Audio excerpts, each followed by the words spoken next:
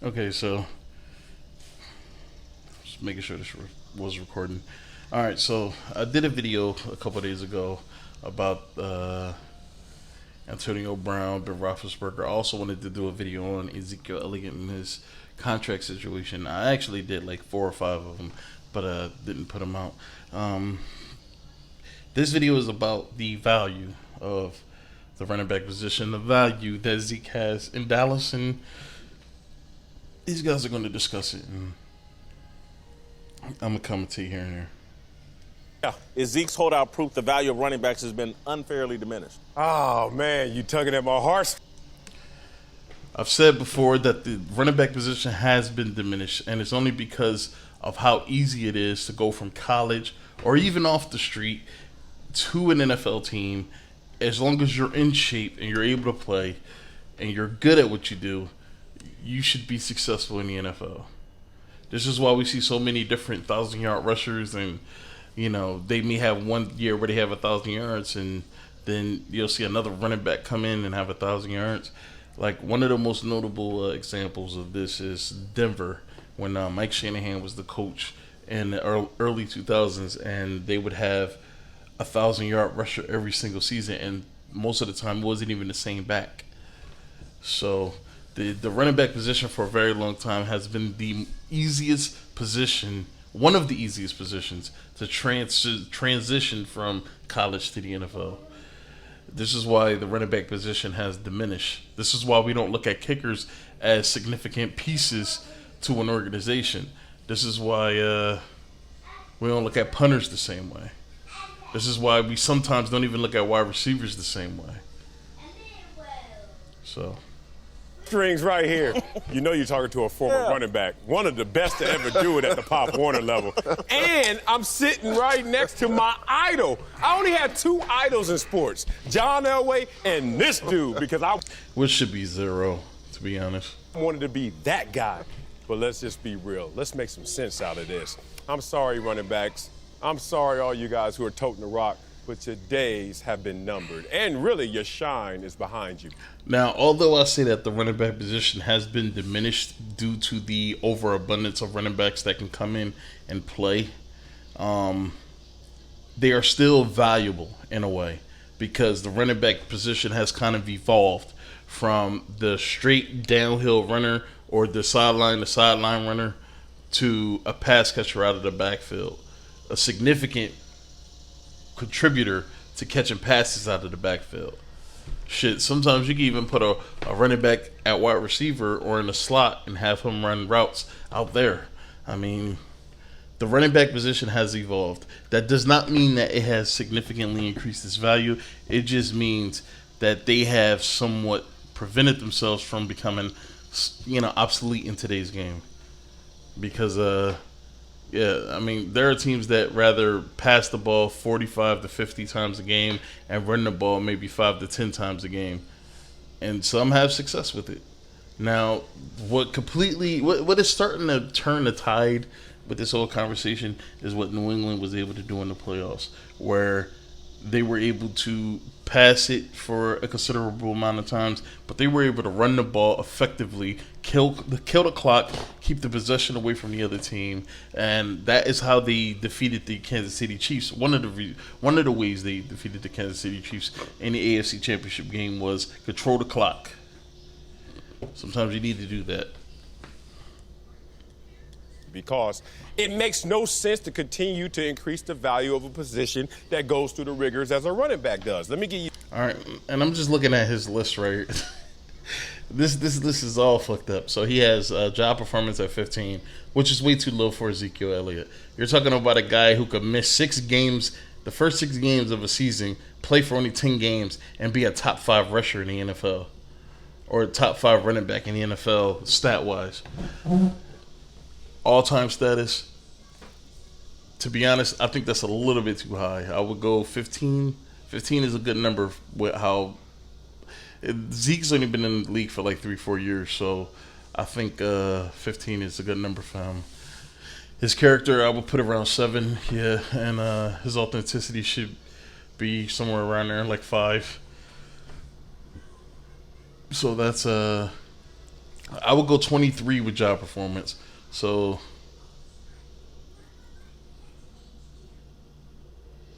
you know what? To be honest, I'm pretty much in the same spot. Probably, I'm at like 45, maybe 46. I think his character is what affects his value so much. I thought I'd be higher than that, but yeah, it's his authenticity in his character because he has way too many issues off the field. You some examples because it's happening outside of the forest of football, and sometimes you can't see the forest from the trees, right, Whitlock? So let's leave. We'll see. I can't wait to hear what you say here. Let's leave football and go to the NBA when all of a sudden, because of the emergence of analytics and critical analysis of the game, the three-point shot was emphasized. And why was it emphasized? One, the simple. And you don't think analytics has something to do with the reason why these teams are passing the ball an incredible amount of times more?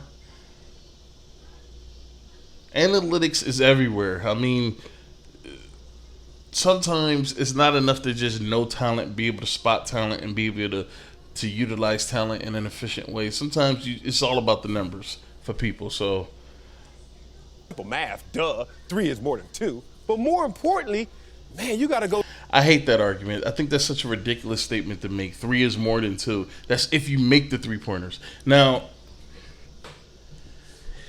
if you give me 2 basketball players on opposite ends of the court, and one is shooting 3-pointers and the other one is laying up the ball, okay, and I give the 3-point shooter 20 attempts, and I give the guy laying up the ball, I give him 10. There is nothing that will make me believe that guy shooting the 3-pointers will score more points than the guy that's laying up the ball every single time. That's almost 20 points off rip. And in order for the guy shooting a 3-pointer to be able to beat that, he would at least have to knock down 7 3-pointers out of 20. And to be honest, unless you're Steph Curry, nobody's knocking down 3-pointers at that high of a clip. Or Klay Thompson. Nobody's knocking down 3-pointers at that high of a clip. Or Kevin Durant. You know, Kevin Durant, Klay Thompson, Steph Curry, they're exceptions. Go through hell to get 2 in the paint. Even James Harden has times where this dude will literally shoot 15 to 20 3-pointers and only make, 1, 2, maybe 3. Or sometimes he won't even hit any. He'll just keep shooting them. Versus there's not that much resistance out here at the 3-point line. What happened in football? All of a sudden, that long handoff turned into the short pass. And if you look To Zeke, but go ahead. to Zeke, yeah, and you. The reason why, and I think I said this before, the reason why the passing game is so utilized far more than it used to be is because it makes the game more exciting. It draws in casual fans, people who aren't really even viewers of the NFL on a regular basis, but they will tune in just to see action. You know, this is why some people consider that Kansas City Los Angeles Rams game to be one of the greatest games they've ever seen, because it was just nonstop scoring all fucking game long. And for casual fans, that's a great game. For purists like me, who's been watching the NFL since I was a kid, who was paying attention mostly during the run of the Baltimore Ravens, so I admire defense. This is what I do. This is what I love. I admire defense. That game was a fucking nightmare because it was just a snippet of where we're headed. Now, I think an average team score. Let me see. Average points per game for a team, for a high scoring team would be like 25 to 30, maybe 35, depending on how potent the offense is. But it would be like between 25 to 30. Now we're gonna have fucking teams averaging 35, 40, 45 points a fucking game. This is where they're gonna have it, because it's gonna draw in those casual fans. It's gonna make those casual fans want to go to the game and watch it. If you run the ball, you're killing the clock more. So you're not going to score as many points. And running the ball to regular people, it looks boring. It looks boring. It looks like something like for people that enjoy watching Antiques Roadhouse or Roadshow or whatever you call it. That's kind of like what the running game is like to certain people. They want to watch cops. All right, they want nonstop action. Okay, they want to possibly see somebody get fucking shot. This is what it is, and this is why we see the uptick in passes, the uptick in offense, and the diminishing role that defenders play in football games. This is why we're seeing that. So running back shouldn't even feel bad, man, because to be honest, defense is taking a massive hit, especially with calls. And you sound like a fantasy player who's sitting there like, Zeke had 20 carries and 100 yards. Woo! And you know what your boy is sitting there? Oh, Michael Thomas has 6 catches for 100 yards. Which one? That's such a ridiculous statement. That's a ridiculous statement. What do you think is more efficient? The wide receiver catching balls 20 yards down the field, was able to rack up 100 yards, or the running back that run the ball 20 times and get 100 yards? It's two different things, man. It's two different things. It's easy for a wide receiver to run downfield, get open, and catch a ball 20, 30 yards downfield than it is for a running back to break off a 30-yard run when you got a defense wanting to rip his fucking head off. It's different. So it's not even the same thing, and this whole argument that you're going on, it doesn't help your argument. All right? It doesn't help it. Running backs have value. They are just diminished. And what I mean by diminished is if a running back's value was at like 100, it diminished down to like a 75, maybe an 80.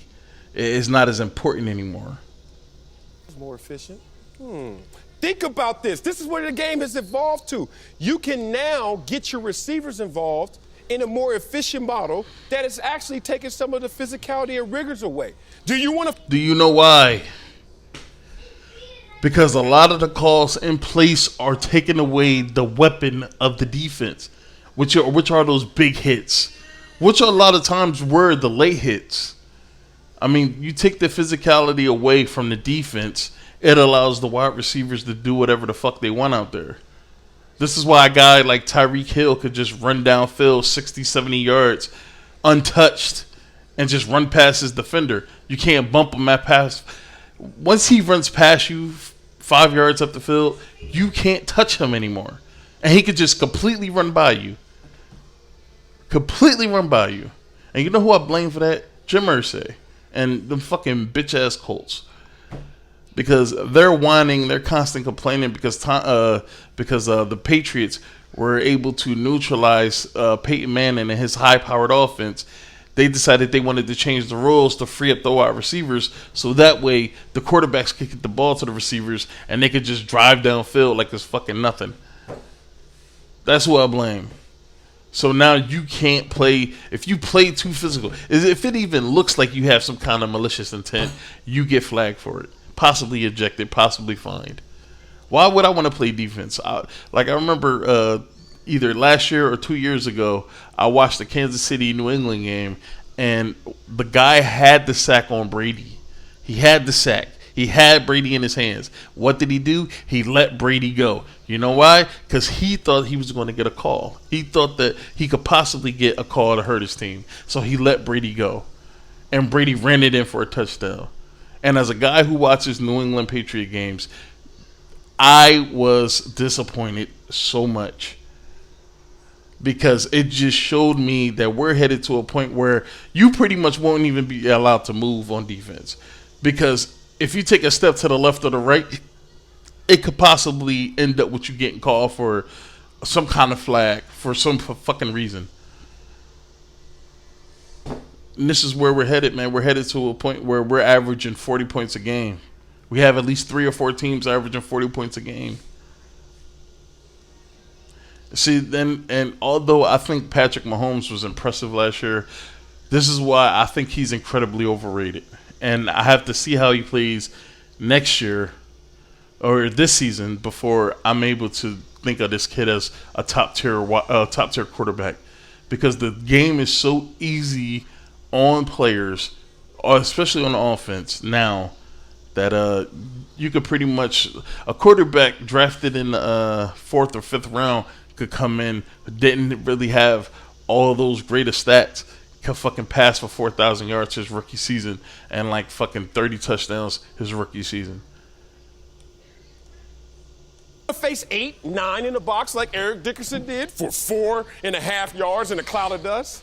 Or do you just want to beat the corner and the safety and see pay dirt every single time? I'm sorry. Yes, the easiest way is always the best way. It's my position, it's my heart, but you got to evolve the passing game, and the days of the running game are behind us. How do you sound, Marcella? You Like sound Ridiculous. Ridiculous, like a fucking fanboy, like he is. And I've said this a long time ago. Marcellus Wiley, he says a lot of things. He makes a lot of analogies and soliloquies. But all it does is paint him as a fan. That's it. This is why this dude has idols. It paints him as a fan. And as a fan, fans want to see touchdowns. They don't care about field goals. They don't care about interceptions. They don't care about shit, sacks, nothing. Touchdowns. That's all that matters. ridiculous. And another thing that's also hurting this is fantasy football. Fantasy football is hurting this because now field goals don't matter. Defense doesn't matter. What matters is how many touchdowns did my player get? How many touchdowns did my team score altogether today? That's all that matters. I know I do. Come on, man. First of all, the running back is always important to a game. If you run the football, that's how you control the clock. You control the game. If you have a top-notch running back, Dallas has a top-notch running back, possibly the best running back in the NFL.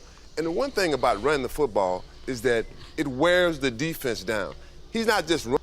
This is what New England did to Kansas City in the playoffs last year. This is why Patrick Mahomes couldn't really get a flow. He couldn't get into the game because when he was on the field, the defense was up his ass, and when he was off the field, the running game of the Patriots was completely keeping him on the sideline. Took all the explosiveness out of their hands until the second half, and he was able to get into that flow, and he was able to start playing better. Running the football, he's catching the football out of the backfield. In the NFL, you're never going to have 10 top running backs. You're never going to have 10 top quarterbacks. You're going to have 4 or 5 top running backs anytime. You got 4 or 5 top quarterbacks. But you're going to pay the bum quarterback. You're going to pay the quarterback no matter, well, he's the quarterback. He's got to make the money. That's not always true. You pay the best player. Zeke is the best player on the Dallas Cowboys football team. He gives them the best chance to win. Why don't you pay him? But on the other hand, I understand where Jerry Jones is coming from. He has 2 years left. Michael Thomas had 2 years left. Ooh, there you go. There you go. But there are plenty of players, I'm pretty sure in the past and today, who have 2 years left on their deal and get their contract reworked, get an increase in salary, get an increase in the number of years, and get some security with their contract. With multiple years on their contract, I'm pretty sure. So Zeke can get a new deal if he wants to. Dallas just doesn't want to give him one. They want to see if he plays this year, if he's going to get hurt, and they don't have to worry about paying him next year. They can move on probably with Tony Pollard. Or no, not next year, the year after. They can probably move on to Tony Pollard at some point in the near future. They're waiting for him to get hurt. This is the same thing with Le'Veon Bell, man. the running back, they look at, well, if we can keep him locked in, because he's going to run the football a lot. Yeah. You're going to wear him out no matter what. If he gets hurt, it says he got hurt this year. You think next year they say, well, he got hurt, we're going to give him money. We're going to give him money. You know, Michael. Fuck no. That's what they're hoping for. If he's going to get hurt, they hope he gets hurt before they have to give him the money. That's why they want him to come and play. They want to see if they can win with him, and if not, they want to see if he'll get hurt, so that way they can just probably move on. I'm pretty sure they have the mindset to move on to Tony Pollard at some point, probably very soon, knowing how short the careers of running backs are. And the best thing for Dallas that Dallas can hope for is that, because they're not going to win the fucking Super Bowl. Not with Dak. I'm sorry. I don't think they'll win with Dak or Jason Garrett. They're probably hoping for Zeke to come back, play, give as much as he can, possibly get hurt before the playoffs, maybe in the playoffs. So that way, if you lose, now you can move on from Zeke. You can move on to Tony Pollard with nobody fucking questioning your moves. But if you win, I mean, you also fucking win in that situation. I mean, Dallas is playing this as maniacally as they possibly can. I don't blame them. But Zeke needs to do what he needs to do, and I hope he keeps holding out. Just hold out. Don't come back until they pay you, or unless they're willing to trade you. Just don't come back. Let's remember what happened to Earl Thomas last year, where he wanted to get traded. Seattle didn't want to trade him. So in order for him to not take the backlash as looking like a selfish asshole, he decided to come back. And what happened? He played, 3 games, and then he fucking damn near broke his leg. He might have broke his leg. And he stuck his middle finger up to the players on the sideline. That's what sacrificing gets you, especially when the team that you're trying to sacrifice for isn't willing to sacrifice for you. So if I'm Zeke, I'm staying the fuck away. If I'm Melvin Gordon, I'm staying away. If I'm not valuable, trade me away. Send me somewhere else so I could be not valuable there. Thomas went to Vegas a couple times before. We didn't hear about it. You know why? Because he knows how to be a franchise player. Come on, Zeke, act right. Look, Jason, I got to disagree with you on this one. Eric, it's hard for me to disagree with a stud like yourself. Yes. However, Marcellus is right. The running back position is devalued, justifiably so. Passing is 4 times more efficient to winning games in today's NFL than is running the football. Because defense, look, man, if you're going to throw out numbers, and I hate motherfuckers that do this, if you're going to throw out numbers, throw out every possible factor that contributes to the numbers being what they are. And like I just said, the reason why the passing game is a lot more efficient now is because you pull the defense off of the receivers. You pull the defense off of the quarterback. You free up the game. You allow receivers to run wherever they want, untouched. You allow the quarterback to stand back in the pocket. And if anybody decides that they want to be a little bit too aggressive with them, you give them a 15-yard fucking penalty, possibly a fine, depending on how hard the hit is. You free the game up. You allow these offenses to do whatever the fuck they want to do, almost without impunity. Unless you have such an impotent offense or such a great defense that they're able to just bypass all of this. But this is pretty much where you're at with it. This is why Kansas City was so damn dominant in a regular season last year, was because they were just running where, like, I don't know, man. It's very simple to me why this is. The one they throw the ball 4 times more. What we Some teams will eventually get. Eric Dickerson is about to make one of the most logical statements. Or no, he's going to make one of the most logical statements that anybody could possibly make in this situation. Especially with him being a former running back. He feels some type of way about this shit. Because you're talking about the position that I made my career being great at, and you're talking about how it just don't mean shit anymore. So he's going to make a statement that I 100% agree with, and if it's the case, then something needs to be done. To the point where you will pass to get a lead and then you will run to win the game. And more teams are going to start doing that. Passing on first down instead of running the ball on first down is substantially more efficient. So where we're going to get to in the NFL is if we end up paying these guys after their rookie deals are up, paying them a lot, teams are just going to go through and cycle through all types of rookie deal running backs and just leave the guys who want to get paid a lot of money on the sidelines because you can replace these guys. Look at Zeke. It's very difficult to separate out Zeke's production from his offensive line. It's one of the hardest things to do to separate out how good a running back is behind that offensive line. And Dallas has the highest paid NFL offensive line in the league. They've had it for 2 straight years now. So when he catches 77 passes, we're crediting the offensive line for that? No, teams need to pass the ball more to running backs, but you can be an efficient pass-catching running back. You don't need to be Ezekiel Elliott style running back. Well, the greatest alignment in NFL history is the quarterback. I mean, let me tell you, I played against Tom Brady. I played against Peyton Manning. I don't give a damn who they had up front. And sometimes they didn't have great offensive lines. But you know what? 1-2, ball gone. 1-2, ball gone. And that wears a defense down. You know who that 1-2 in Dallas is, too? Oh, that's 1-2. Zeke. No, let me finish. And you talking about Zeke catching 77 passes, you're making my point, brother. Why is he now in the passing game? Why is he now a pseudo wide receiver? Because they even. What the fuck are you talking about? Oh, Jesus. I already said you got to pass the ball. He's a running back. He should be running the ball. Why is he catching the ball? Why is he catching as many passes as he's catching? Why? Because the running back position don't mean shit, and quarterback position is everything. This guy annoys me, man. No, as a coordinator, I need to get this guy in the efficient model, which is the passing game. And they also have a quarterback that's limited. If that's the case, don't do that. Every just take the running back out the field. Just get rid of it. Was Peyton Manning limited when he was throwing the ball there? You know what? I got to say this, man. I got to say this. Before they changed the rules to how you play pass coverage, and before they changed how physical you could be, when I first started watching football, they were very physical. They were very physical corners, safeties, linebackers, really getting up in the wide receiver shit. And running backs were kind of subjected to one area, because I don't know, man. Look, roles are roles for a reason. Roles are roles for a reason. If you are a quarterback, your job is to pass, not to run. But it doesn't hurt for you to be able to run.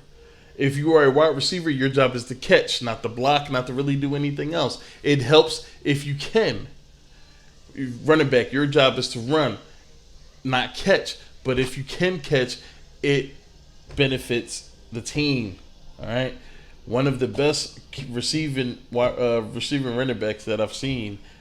I never really got a chance to watch Marshall Faulk play, so I'm not going to speak on him. But LaDainian Tomlinson was one of the most impressive running backs. And this was before we got to the point right now where it's just strictly damn near a pass league.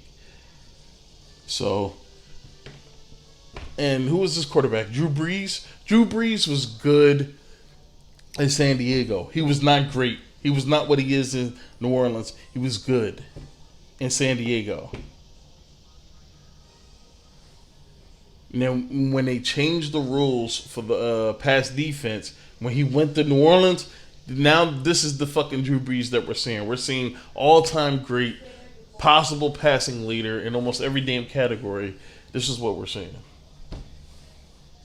James and Marshall Faulk in his first year, was he limited? It's not about how limited you are, it's how smart you are. Look at the two best running backs in the NFL in 2017. You had Le'Veon Bell and you had Todd Gurley. Both of those guys, by necessity, had to be replaced in 2018.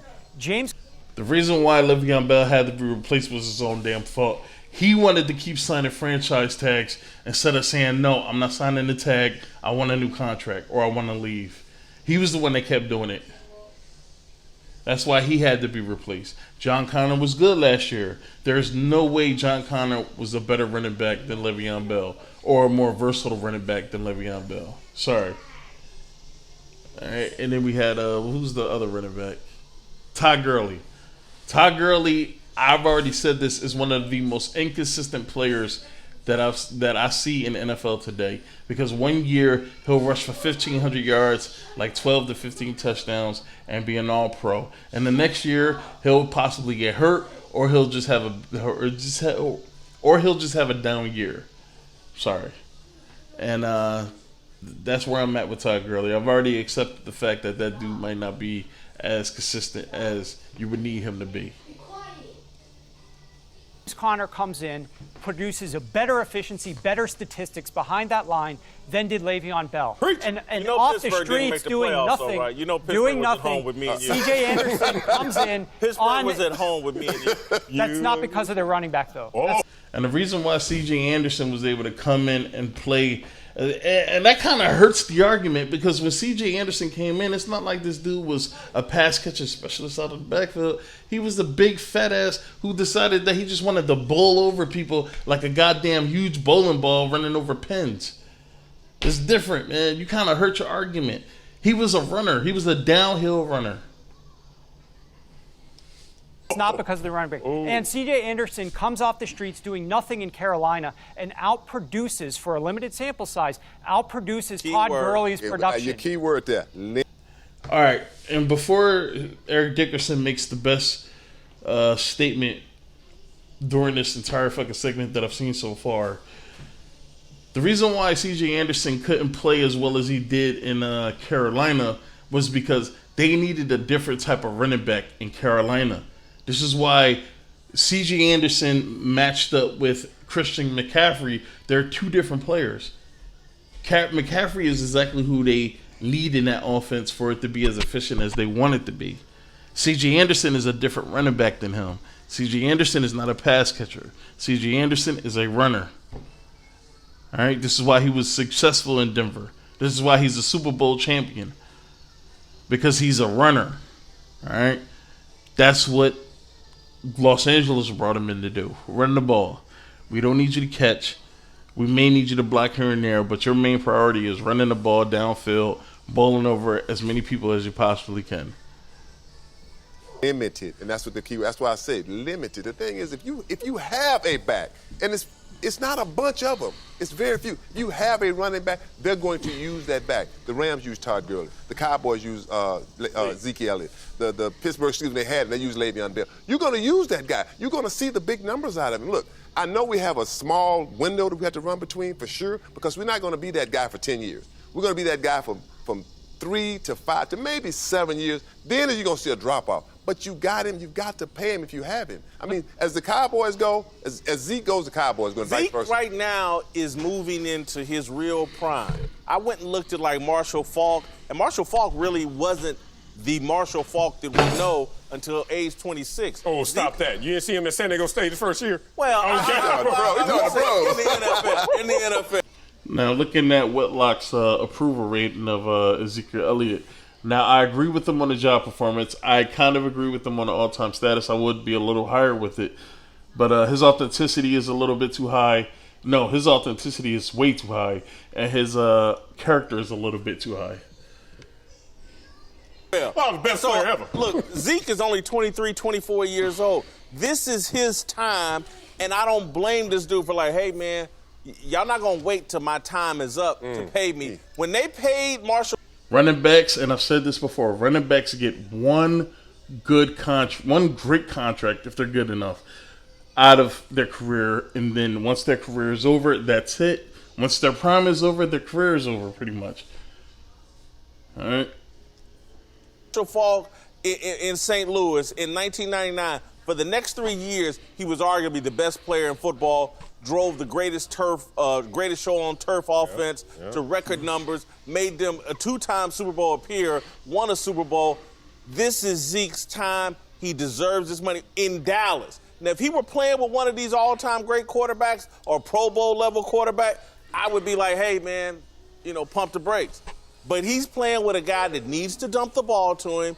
And if this guy's going to get 400 touches, if he's going to take all that punishment, and they're the ones carrying the load, driving the offense, I just think this is wrong, and they need to change the system to compensate these guys. Well, look, that sounds great in the Hallmark card, but when I'm talking about scouting report, being on defense, I'm not trying to hear this is a sad story for your position. Oh, my God, you need to get it before your prime. I understand. I become heartless. I become objective. I become a part of the meritocracy. Listen to this. If you look at them as a whole, you're like, Zeke runs that thing over there offensively. Respect to that. But you also have to respect what's the situation, what's the dynamics, what's the contracts, what's the terms, what's their offensive line. Can Dak actually be the engine for that team? You don't know that answer definitively for us to wreck and say we're going to give all our money to our running back. I guarantee you, when you're in that scouting department, when you're in that meeting, game planning for the game, I guarantee you Zeke's the first name that comes up. You're right. A good example. We played the Cowboys in the playoffs. You know what the defense was saying? 21's not going to beat us. They weren't worried about this. They weren't worried about that. 21 ain't going to beat us. And you know what? And 21 didn't beat us. No, he didn't. He had 47 yards. Exactly. That's it. And you know what? They only lost by 8 points. But still, hold on. You, Eric Dickerson, in your greatest games, in your biggest games, if you went out there for 20 carries and 47 yards, is it the defense or was it ED? It depends on the offensive line. Have you ever given a performance like that?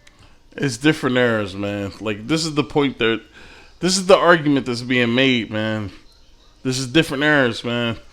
You rushing for 47 yards back then was a massive deal versus you running for 47 yards nowadays. because you don't run the ball as much. You pass the ball a lot more, and then you got to take into consideration where you're playing. What's the weather like? The team you're playing against, if you're home on the road, like what's happening? You know, who's hurt, who's not hurt. I say this much here. Yes, I say this much here. Yes, I have. I've had them performances, but I didn't have a quarterback. If I'd have had a Elway or Marino, it'd have been a different look. If I'd have had a Dak Prescott, you as a running back, you always want a quarterback. You're lucky enough to get one. That. And a quarterback wants a running back. Elway. Let's use John Elway. Hold on. John Elway. My other Super Bowls, he got what? He got 2 at the end. With his who? running back. But That's what I'm saying. And plenty of people, even Shannon Sharp, stated John Elway wouldn't have won a Super Bowl in his career if it wasn't for the fact that Terrell Davis was the running back on that team. Terrell Davis was a 2,000-yard rusher, but again, different eras. This is 2 different eras. New England had to change up what they were doing last year to be able to win that title. They had to run the ball more. And it wasn't just Sony Michel, Rex Burkhead, James White. You had to run the ball more. You're flipping it. It's what I'm saying. When you're Eric Dickerson, when you are that tremendous Ezekiel Elliott, you have to overcome the fact that there is some adversity coming your way from the defense. They're trying to stop you. Oh, they are not trying to stop you every other game you play in. Of course they so do. How do you get 47 yards in the biggest moment of your career, and then months later, last seen on the football field with 47 yards, won a new contract with 2 years left? How can you have the audacity to pull that off? You know, you're talking about. I hate to say. You're talking about. You're talking about one game, all right? One fucking game over the course of a 3 to 4 year career. One game. Let's not talk about all those other games that Ezekiel Elliott pretty much tore the fuck up. Helped the Dallas Cowboys in his first season get the 13 wins. Then the next season, when he missed the first 6 games of the season, they wound up missing the playoffs. You're not talking about that. You're talking about one fucking game of 47 yards. And now he can't get a new contract because he ran for 47 yards in his last game. That's pretty much what you're saying. That's the only reason why I can see you putting emphasis on 47 yards rushing in one game. Say one game. One game. That's a big game. The biggest it's a big game. It's a big game. In his 3 years, that's the biggest. But there are plenty of players who have bad games in the playoffs, all types of shit, man. But they keep. If Peyton Manning was in a contract year and in the playoffs, he threw 4-5 interceptions, couldn't even crack 200 yards, and got sacked maybe 5 to 6 times.